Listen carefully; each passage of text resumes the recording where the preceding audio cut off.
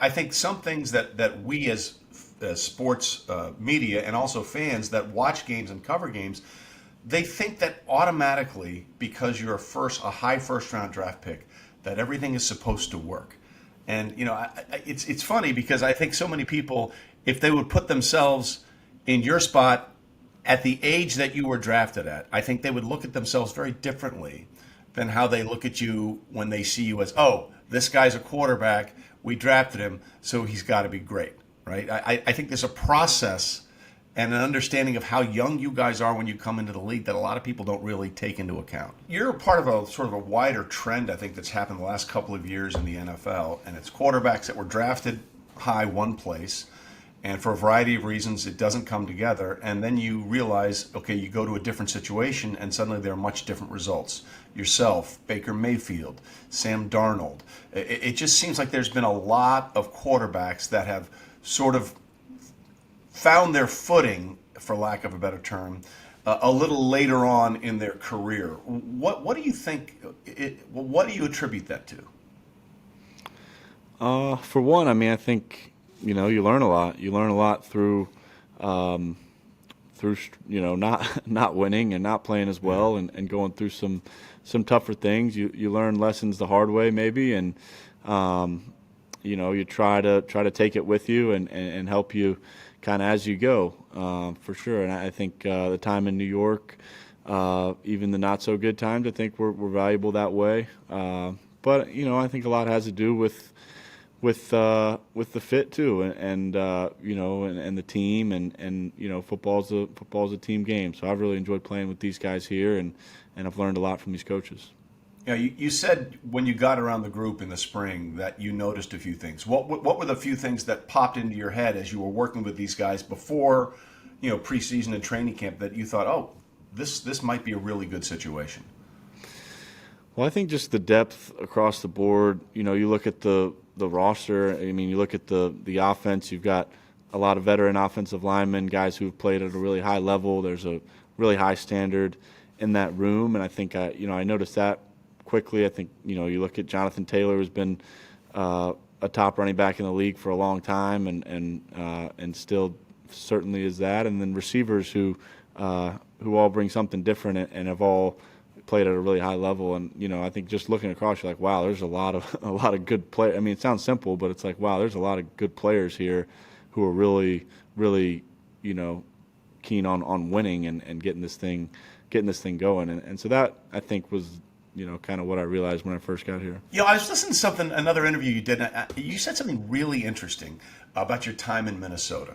And for those that may not remember, after the Giants release, you signed the practice squad there, and then was elevated to the regular squad for the end of the season. And you said it was in Minnesota where you understood how to study and prepare better.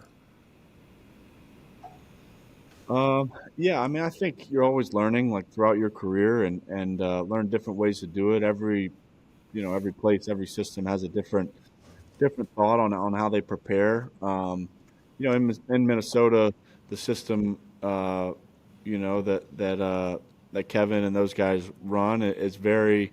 It puts a lot on the quarterback to be able to recognize looks, get in and out of plays, to be prepared for certain situations, and kind of know what to expect. And so the level of preparation that went into that was a lot, was impressive for me, and just kind of seeing how they went about their work, how they studied, how specific they were with each of those kind of things they were trying to check off that week, looks they wanted to see, and different things. And I was just impressed by that. And I think you're constantly learning. I don't think there's a right and wrong way to do anything in the NFL. Like there's Right. so many different ways that have had a ton of success. So I don't say that to say that's the right way, but I just thought that it was impressive, kind of how they did it, how detailed they were, and how much time and effort really went into that.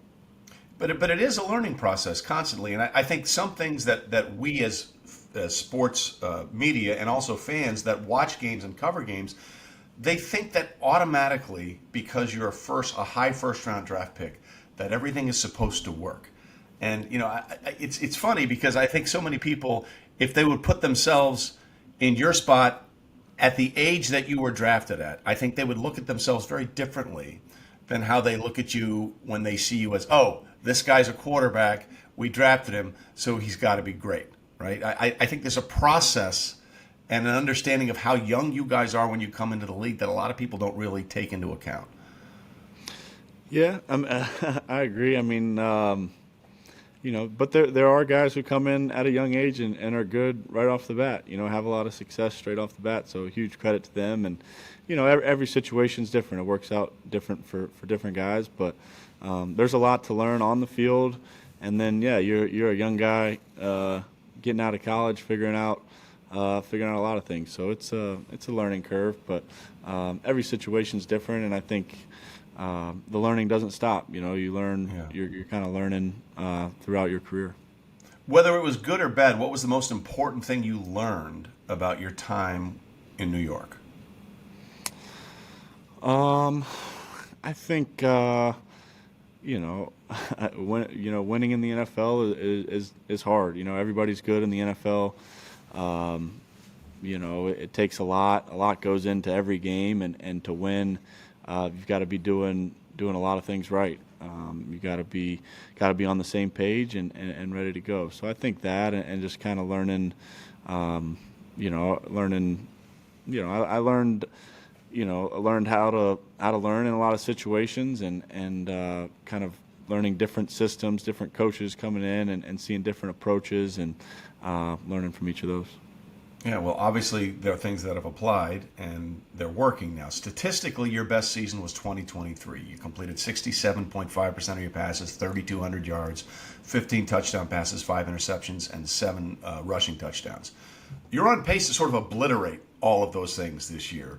You're completing well over 70% of your throws. You already have 8 touchdown passes. You already have, 2 or 3 rushing touchdowns. What makes this a good season for you? What are the goals that you've set for yourself? I don't really have statistical goals. I've never really tried to do that. I mean, obviously, if you rather have better stats than worse stats for sure. So yeah. But I think I've always tried to just focus as closely down the road as I could, kind of when it comes to that kind of stuff and playing well. But I think, goals are kind of what you'd expect, and maybe it's boring, but just, playing good football and leading this team into the season, I think that we're capable of having. And I think we've started well, and we got to continue to progress as a team, but we're still really confident in our ability to do that, continue to improve, and then make a run. I'm assuming that you play a little golf, right? Play some golf, yeah. I keep thinking I'm going to get better at golf. I'm still not very good. But. Well, listen, then I am your hope, okay? Because I sucked for years, and then I finally decided to play, and I dropped my number down to about a 7. So the reason I bring that up is that boring golf is the best golf. Fairways, greens. Fairways, greens.